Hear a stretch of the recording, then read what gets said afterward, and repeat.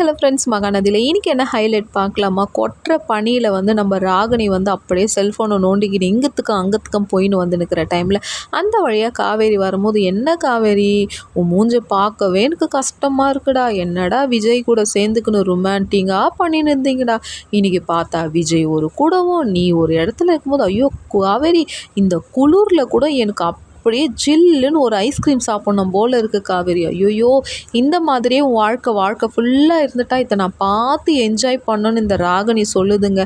ராகினியை பிடிக்காதுன்றவங்க like பண்ணுங்கள், comment பண்ணுங்கள். ராகினி வந்து காவேரியோட வாழ்க்கை நல்லா இருக்கக்கூடாதுன்னு என்னென்ன சதி வேலை பண்ணுதுங்க ராகினி. எதை பண்ணாலும் கடவுள்னு ஒன்று எடுத்துக்கிறாருங்க. காவேரியை வந்து ஒருபோதும் வந்து விஜய் வந்து ஹர்ட் பண்ண மாட்டாருன்னு நான் நினைக்கிறேன். அப்போ வந்து சொல்லும், என்ன காவேரி உங்கள் வீட்டுக்காரனு இல்லைன்னா சாப்பிட மாட்டார், நீ வேற இப்போ தான் வரையே, உங்கள் வீட்டுக்காருக்கு யார் சாப்பாடு கொடுப்பாங்க? சரி உள்ள வெண்ணிலா இருக்கிறாங்கல்ல, வெண்ணிலா வந்து கொடுத்துட்டுப்பாங்க விஜய்க்கு. விஜய் கொடுத்துருப்பாங்களா இல்லை வெண்ணிலா ஊட்டி விட்டுருப்பாங்களா? ஐயோ காவேரி அந்த சீனெல்லாம் சூப்பராக இருந்துச்சுன்ட்டு ராகினி வெறுப்பேற்றுறாங்கங்க.